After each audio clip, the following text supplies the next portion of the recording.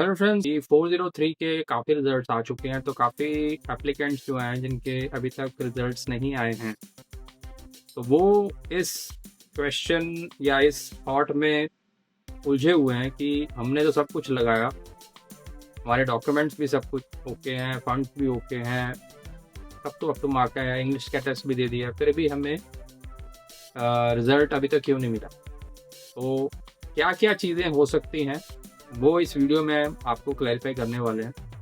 तो इनमें से जो भी मैं पॉइंट्स 4-5 बताने वाला हूँ, तो आपका भी उनमें से कोई ना कोई अगर फैक्टर है तो उसके ऊपर आप सोच सकते हैं कि इस वजह से प्रॉब्लम आता है। तो उसमें सबसे पहला जो फैक्टर है वो है मेडिकल।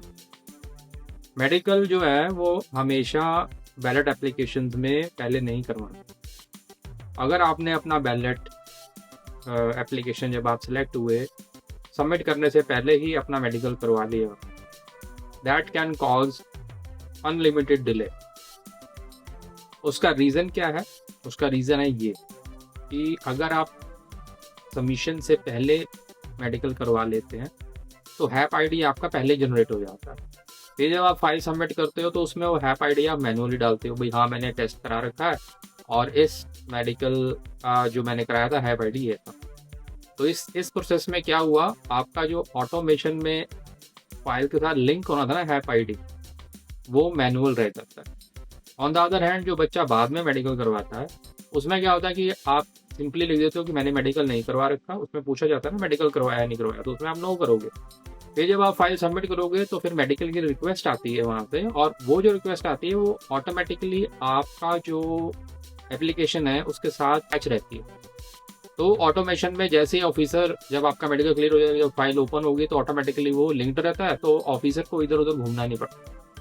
तो ये पहला मेजर प्रॉब्लम है जो काफ़ी लोगों को नहीं मालूम है, जिसकी वजह से डिले होता है। इंग्लिश का टेस्ट में जब S56 या S56 नोटिस आना, second factor is S56 notice.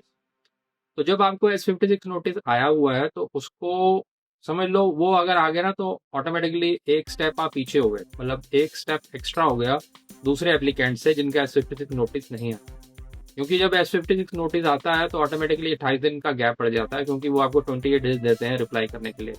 अब S56 नोटिस क्यों आता है? वो इसलिए आता है कि आपका कोई ना कोई जो आपने फाइल लगाई है उसमें उनको समझ नहीं आ रहा, चाहे वो एजुकेशन से रिलेटेड डॉक्यूमेंट है, चाहे वो बैंक से रिलेटेड डॉक्यूमेंट है, चाहे वो इंग्लिश टेस्ट से रिलेटेड डॉक्यूमेंट है, वट एवर इट इज़, उसमें कोई ना कोई प्रॉब्लम है जो उनको समझ नहीं आई, इसलिए वो आपको S56 नोटिस भेजते हैं कि हमें इसके ऊपर और डॉक्यूमेंटेशन या और वेरिफिकेशन के लिए सपोर्टिव डॉक्यूमेंट्स आप दें, और उसका 28 डेज का टाइम होता है। अब ये 28 डेज का जो टाइम पड़ गया ना, तो उन्होंने 28 डेज तक आपकी फाइल को हाथ नहीं लगता है, राइट।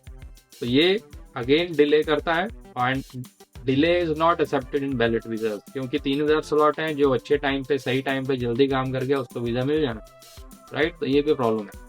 तो दूसरा कारण है S56 नोटिस आना। तो इसको प्रिवेंट कैसे कर सकते हो? हमारे जैसे एक्सपीरियंस हैंड से जब आप फाइल लगाते हैं तो इस तरह की प्रॉब्लम्स नहीं होती, क्योंकि we know that what embassy wants, और वो चीज़ हम तब तक नहीं प्रेजेंट करते जब तक आप हमें नहीं देंगे। तो हम आपको गाइड करेंगे, ये चीज़ दो, ये उनको एक्सेप्ट होगी और फिर आपका प्रॉपर काम चलेगा, ठीक है। तो ये नहीं करोगे तो इसमें प्रॉब्लम आएगी। तीसरा क्या होता है? वेरिफिकेशंस।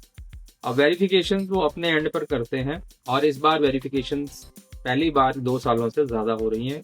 रीज़न उसका ये है कि फेक डॉक्यूमेंटेशन पिछले बार लोगों ने यूज़ की, तो उसकी वजह से they want to make sure कि जो भी बच्चा सिलेक्ट हो रहा है वो जेन्युइन हो, उसके डॉक्यूमेंट्स जेन्युइन हो, राइट।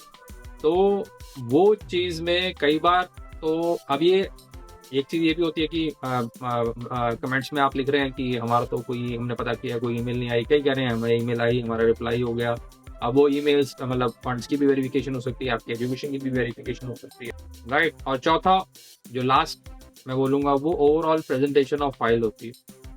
अब काफ़ी जो लोगों को नहीं पता कैसे, या जो कुछ अपने आप लगाते हैं उनको नहीं मालूम है कि डॉक्यूमेंटेशन एम्बेसी का जो ऑफिसर है कैसा देखना चाहता है। वो ऊपर नीचे जैसे उनको समझ आएगा वैसे लगाएंगे।